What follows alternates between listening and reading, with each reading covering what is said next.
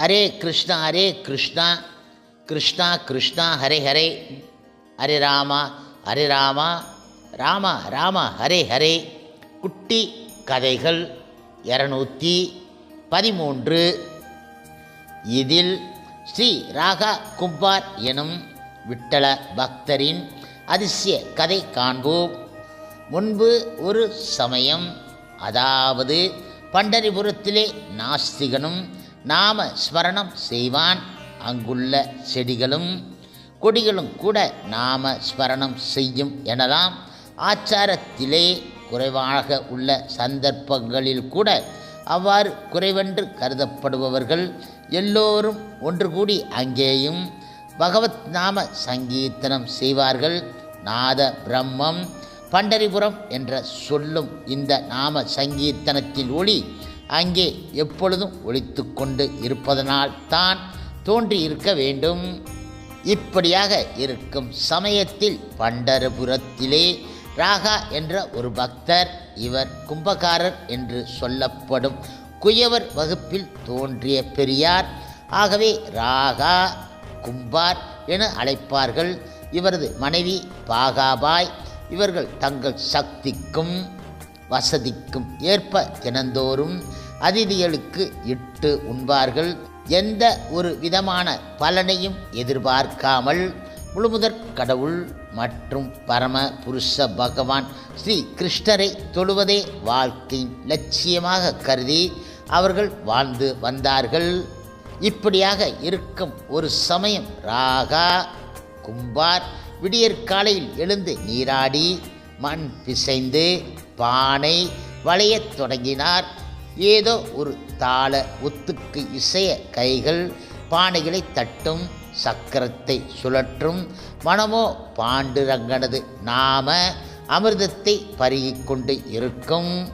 வாடிக்கையாக பானைகள் செய்வதும் உலர வைப்பதும் சூளையில் வைப்பதும் முறைப்படி ஒழுங்காக நடைபெறும். கிடைக்கும் சொற்ப வருமானத்திலே பிறர்க்கும் இட்டு தாமும் உண்பார்கள். மனைவி பாகாவும் மகள் பாங்காபாயும் உடன் இருந்து உதவி செய்து கொண்டே இருப்பார்கள். சோம்பல் என்பதை அவர்கள் கண்டது கிடையாது. திருவிழா காலங்களில் மண் கலங்கள் அதிகம் விற்பனையாகும். அந்த தொகை திருவிழாவை சேவிக்க வரும் விருந்தினர்களுக்கு அமுதுபடியாகும். ஒரு சமயம் பானைகளை செய்து உலர வைத்து இருந்தார். உலர்ந்த பாண்டங்களை குடிசையின் மூலையில் அடுக்கி வைப்பது வழக்கம். இப்படி சில நாட்கள் சேமித்து உரிய அளவு செய்து முடித்ததும் சூளை வைப்பது வழக்கம். இன்று உலர்ந்த பானைகளை எடுத்து சூளையில் அடுக்கும் பொழுது ஒரு பானைக்குள் பூனை தனது குட்டிகளை வைத்து இருந்தது என்பதை அறியாமல் அடுக்கி வைத்து விட்டார். சூளையில் ஆயிற்று. சூளையை வழக்கம்போல் அமைத்து தீயும் மூட்டிவிட்டார். தீ மூட்டி நன்றாக கனிய ஆரம்பித்த சமயம் அது. எங்கிருந்தோ தாய் பூனை வந்துவிட்டது. சூளையை சுற்றி சுற்றி கதற ஆரம்பித்தது. சூளைக்குள் இருந்து மெல்லிய குரல்கள் தாயின் குரல் கேட்டு எதிரொலித்தன. துடிதுடித்து போனார் ராகா. ஓ அடாடா, எத்தகைய மகா பாவத்துக்கு ஆளாகிவிட்டேன். ஓ ஐயகோ, அந்த குழந்தைகள் பூனைக்குட்டிகள் இப்படி என் கையினாலேயே சாக வேண்டுமா? இவ்வளவு நாள் செய்த அகிம்சா விரதமெல்லாம் இப்படி விபரீத விளைவுக்கு காரணம் ஆகிவிட்டதே என கதறி கதறி கண்ணீர் பெருக்கி செய்வது அறியாது, ஓ பாண்டுரங்கா, பூனைகளை காப்பாற்று, இனி இந்த பாலும் தொழிலையே விட்டுவிடுகிறேன் என வேண்டி அந்த சூளையை வீழ்ந்து நமஸ்கரித்தார். வழக்கத்திற்கு மாறாக புலம்பல் ஒளி கேட்டு ஓடி வந்து தீ ஜுவாலை எரிந்து கொண்டிருக்கும் சூளையை பார்த்தால் பாகா. பூனையோ கதற கதற சுற்றி வருகின்றது. இந்த நிலையில் அவளும் தரையில் பணிந்து, ஓ பண்டரிநாதா, இந்த மகா பாவம் எங்களுக்கு நேராமல் இந்த குட்டிகளை காப்பாற்றுவாயாக என மன உருகி வேண்டிக் கொண்டாள். வேறு ஒன்றும் செய்ய வகையறியாமல் தம்பதிகள் இருவரும் தியானம் செய்வதிலும் ஆழ்ந்தார்கள். இப்படியே இரவும் கழிந்து விட்டது. பொழுதும் விடிந்தது. சூளையும் ஆறிவிட்டது. கலைக்கும் நேரமும் வந்துவிட்டது. ராகாவுக்கு உள்ளூர ஒரு நம்பிக்கை. நாம் மெய் அன்புடன் கேட்டோம், இறைவன் தருவான் என உறுதி அவர் மனதுக்குள் எழுந்தது. எங்கேயோ ஒரு மெல்லிய குரல் மியாவ் மியாவ் என கேட்டது. பிரேமியோ அல்ல, உண்மையாகவே கேட்டது. மெல்ல மெல்ல நடுங்கும் கைகளுடன் சூளையை கலைக்கல் ஆனார்கள்.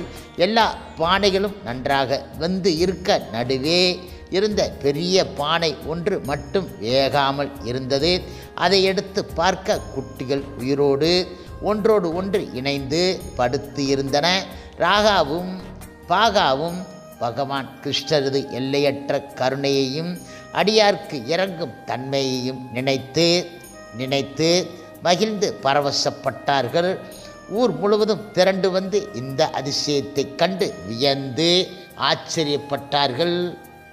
ஓ பூனைகள் பிழைக்கட்டும், இனிமேல் இந்த குயத்தொழிலை விட்டுவிடுகிறேன் என ஏற்கனவே சபதம் செய்தது போல் குயத்தொழிலை கை விட்டுவிட்டு விறகு வெட்டி பிழைக்க முற்பட்டார். விறகு வெட்டும் தொழிலிலும் கோடாரி கொண்டு பச்சை மரங்களை அவர் வெட்ட விரும்ப கிடையாது. உதிர்ந்த சுள்ளிகள், பட்டுப்போன மரங்கள் இவையே அவர்கள் எடுத்துக்கொண்டு வந்தார்கள். இறைவனை போற்றி பணி செய்வதற்கும் வரும் விருந்தாளிகளுக்கு உணவு அளிப்பதற்கும் உயிர் வாழ வேண்டும். உயிர் வாழ்வதன் பொருட்டே உணவு தேட வேண்டும் என்பதே இவர் நோக்கம். ஆகவே காட்டிலே மூவரும் விறகு பொறுக்குகின்றார்கள். சுள்ளிகள் சேர்ந்து 2-3 கிடந்தால் பிறர் சேர்ந்ததாக இருக்கலாம் எனவும் அதையும் எடுப்பது கிடையாது. நமக்கு மட்டுமானால் காய் கிழங்கும் போதும், அதிதிகள் அதை விரும்ப மாட்டார்கள், அதன் பொருட்டே மற்றவைகளும் வேண்டும் என்றார் அவர். இப்படியாக இவர் பண்டரிநாதனிடம் நின் கருணை வேண்டும் என கூற கேட்டது கிடையாது. இப்படி ஒன்றையுமே விரும்பாமல் நிஷ்காமியராக விளங்கினார். இந்த பானை செய்யும் குயவர் நமக்கு எது வேண்டும் என்பது அவனுக்கே தெரியும் அல்லவா என நினைத்தார் அவர். இப்படியாக இருக்கும் சமயம் ஒரு நாள் இவர் மகள் பாங்காதேவி பீமா நதியிலே நீராடி இறைவனை தொழுதவளாக மேற்படி அடுத்த மணற்பரப்பில் உட்கார்ந்து இருந்தால், அடுத்த படித்துறையிலே நாமதேவரின் மகள் துணிகளை துவைத்து கொண்டு இருந்தால், பாங்காவின் மீது நீர்த்திவளைகள் தெளித்தன. அவளது தியானம் கலைந்து விட்டது. ஓ அம்மா, சற்றே மெதுவாக தோய்க்கலாமே, விழுப்பு நீர் மேலே தெளிக்கின்றது, தியானமும் கெடுகின்றது, கொஞ்சம் தயை செய் அம்மா என்றாள் அவள். இப்பொழுது நாமதேவர் மகளுக்கு கோபம் வந்துவிட்டது. குயவ பெண்ணுக்கு ஆச்சாரம், மடி, விழுப்பு என்ன வேண்டி கிடக்கின்றது? பூனை சூளையில் அகப்பட்டு கொண்டது என்று அதன் உயிரை காப்பாற்ற வேண்டுமென்று பண்டரிநாதனை வேண்டினான் உன் தந்தை. இது காமியம் அல்லவா? உலகத்தார் முன் நிஷ்காமியன் போல் நடக்கின்றான். இது வெறும் வேஷம். குலத்தொழிலை விட்டுவிட்டு காட்டிலே விறகு பொறுக்கும் உங்களுக்கு ஆச்சாரம் அனுஷ்டானங்கள் எதற்கு என்றாள் அவள். இப்பொழுது ராகா கும்பார் மகள் பாங்காவுக்கு இது பொறுக்கவில்லை. ஆம் அம்மா, உங்கள் செய்தியும் எனக்கு தெரியும். உனது தந்தை இறந்த பசுவை எழுப்பி தரும்படி பகவானை துதிக்கவில்லையா? அது நிஷ்காமியமோ? உன் அபிப்பிராயப்படி சொல்வாயாக. நான் பிறர் உயிர் பிழைக்க வேண்டும் என வேண்டுவதை காமியமாக கருதவில்லை.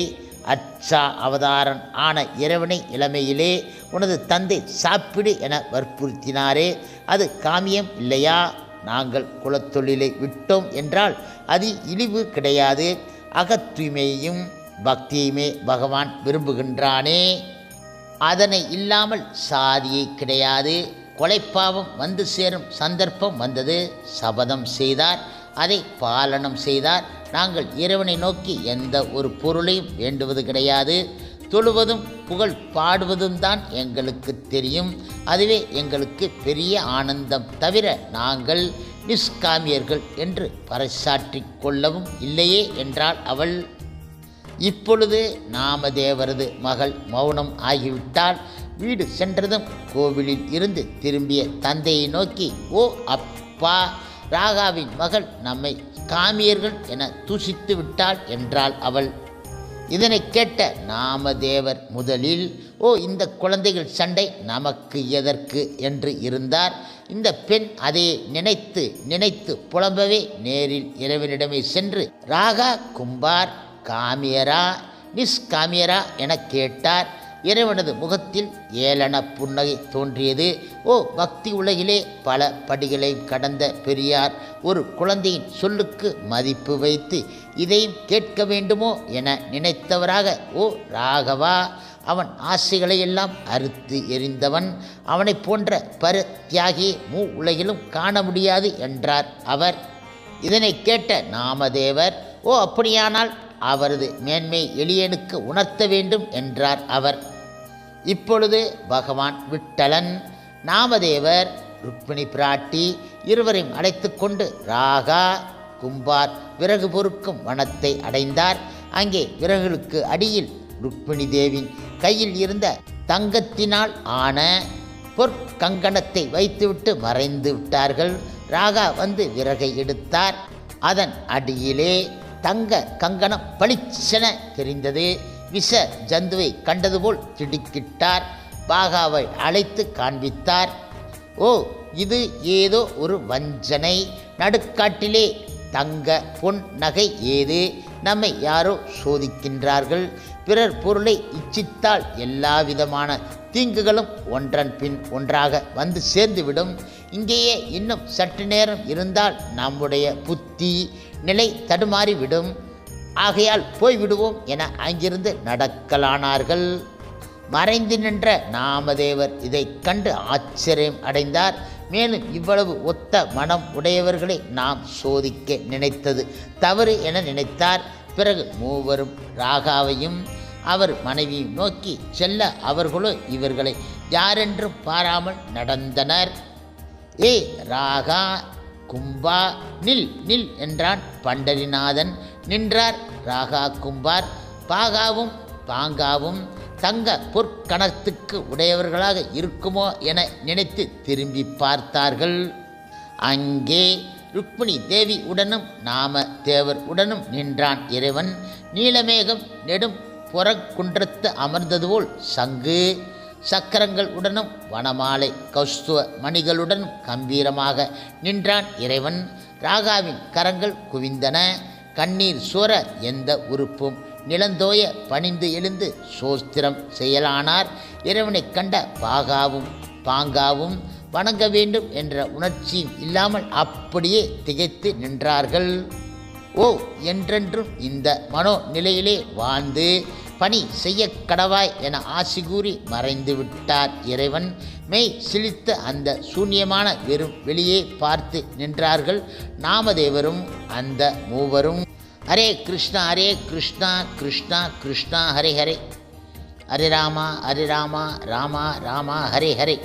சில பிரபுபாதரின் சேவையில் இஸ்கான் பக்தர்கள்.